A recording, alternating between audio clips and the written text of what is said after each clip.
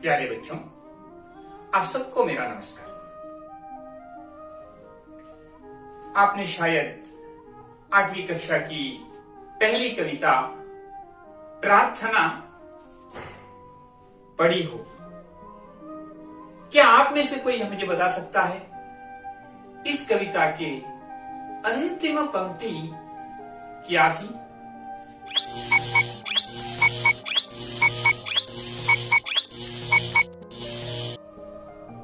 हाँ, तुम बताओ।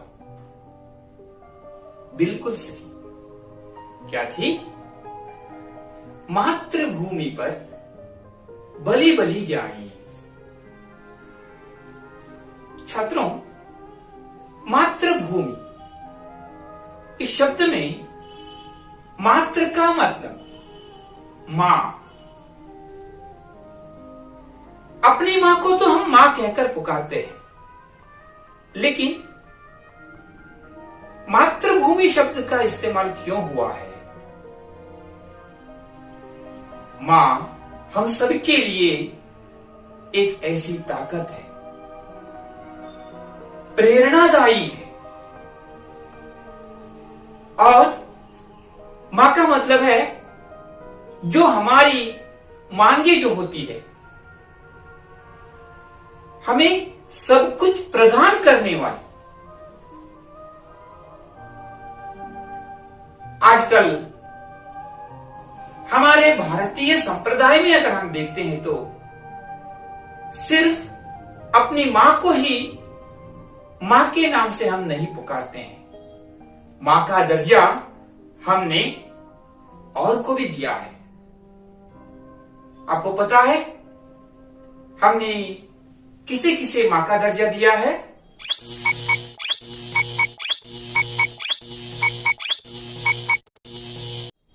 हाँ, बिल्कुल सही। हमने मां का दर्जा दिया है सबको जीवन प्रदान करने वाली नदियां। नदियों को भी हम मां का स्थान देते हैं। उसी तरह गोमाता, गोमाता को भी हम मां के स्थान पर पूजते हैं। उसी तरह देखते हैं तो हमारा जन्म जिस धरती पर हुआ है, यानी वह हमारे लिए जन्मभूमि है। वह जन्मभूमि हमें खाना पीना, रहने के लिए आवास स्थान सब कुछ देती है। इसलिए हम इस जन्मभूमि को भी मां का दर्जा देते हैं। जन्मभूमि यानी वही हमारे लिए मातृभूमि है। प्रिय छात्रों, हमारा जन्म भारत में हुआ है। इसका मतलब है भारत माता। भारत माता हम सब के लिए माता है। मातृभूमि पर बलि बलि जाए। बलि, बलि का मतलब क्या है? बलिदान। हे जन्मभूमि, हे मातृभूमि, हे भारत माता, तुम्हारे लिए हम सब कुछ देने को तैयार हैं। अपनी जान की कुर्बानी देने के लिए तैयार हैं। आपको पता है हमारा देश 1947 अगस्त 15 के दिन आजाद हुआ। इसके पहले हमारे देश पर अंग्रेज राज करते थे। अंग्रेज यानी जो इंग्लैंड के वासी थे, जो हमारे देश के नहीं थे। अंग्रेज राज करते थे और अंग्रेजों के हाथ से बहुत लड़ाई के बाद लगातार 200 साल तक हमारे वीर पुरुषों ने आजादी की लड़ाई लड़ी। इसके बाद हमें आजादी मिली। बहुत प्रयत्न से यह आजादी हमने पाई है बच्चों। समझिए, आज हम तो स्वतंत्र हैं। कोई अन्य देश वाला हमारे देश पर आक्रमण करेगा, क्या आप चुपचाप उसे सहेंगे? हाँ, बिल्कुल नहीं सहेंगे, क्योंकि आप इस देश के सपूत हैं, सच्चे देशभक्त हैं। एक सच्चा देशभक्त अपने देश पर जब आक्रमण होता है वह चुपचाप कैसे बैठ सकता है? आप भी कुछ ना कुछ देने के लिए तैयार होंगे, लड़ाई में शामिल होना चाहेंगे। बच्चों, आजकल बलिदान, शहीद इन शब्दों के प्रयोग बार बार होते हुए आपने अखबारों में या टीवी चैनलों में आपने देखा होगा। आप में से कोई बता सकता है इस बलिदान और शहीद शब्द का प्रयोग हम किन के लिए कर रहे हैं?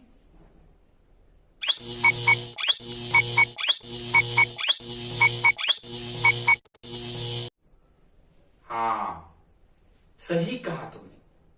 इस शब्द का प्रयोग हम कर रहे हैं हमारे देश के वीर सैनिकों पर, यानी आजादी के लड़ाई में ढेर सारे हमारे वीर पुत्र, उन्होंने प्राणार्पण किया था। लेकिन आज भी कुछ कारणों से हमारे देश के सैनिक शहीद हो रहे हैं। इसका कारण क्या है बच्चों? हमारे सैनिक तो देश की सीमा में पहरेदारी करते हैं, हमारी रक्षा करते हैं। पहरेदारी करता हुआ हमारा सैनिक क्यों शहीद हो रहा है? कुछ तो कारण होगा। क्या कारण है?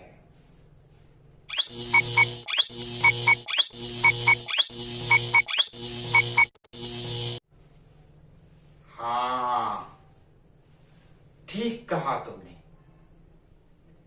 भारत के शत्रु देशों से,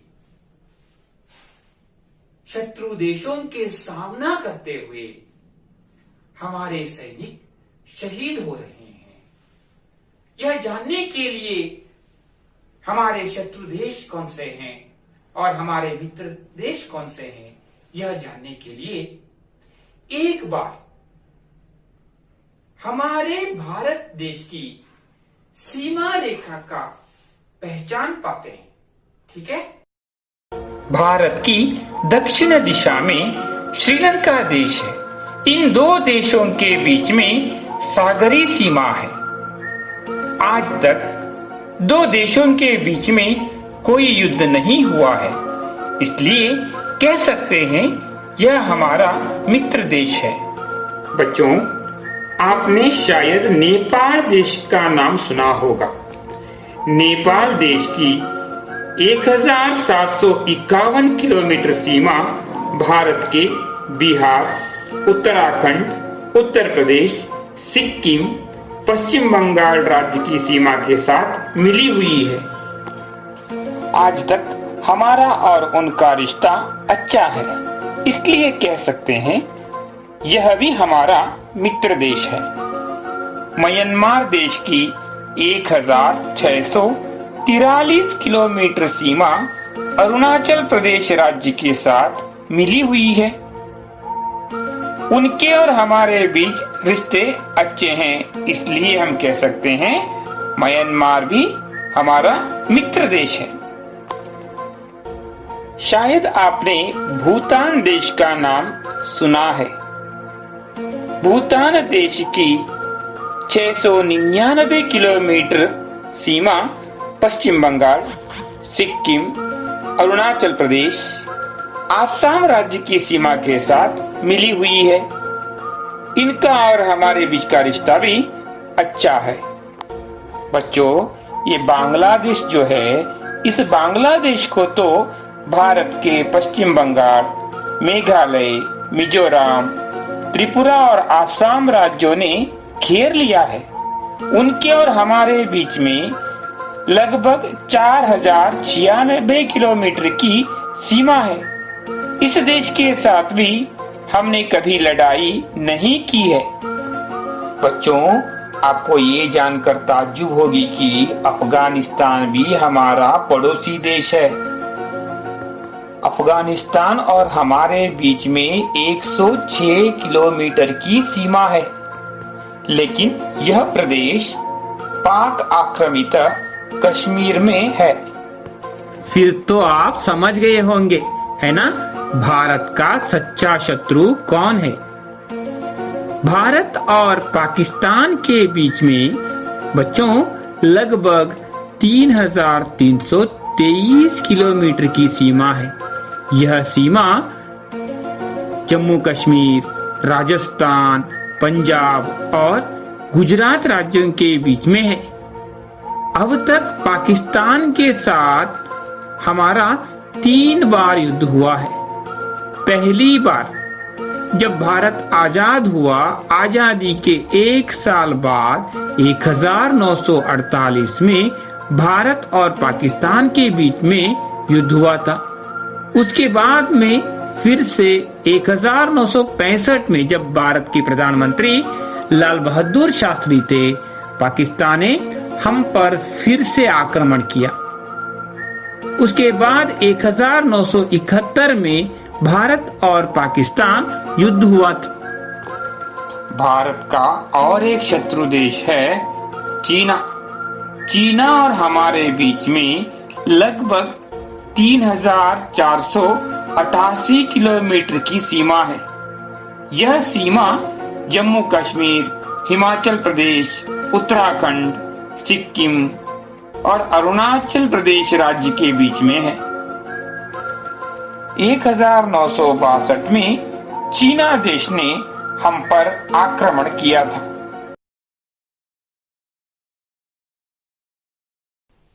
प्यारे बच्चों, आप सबको मेरा नमस्कार।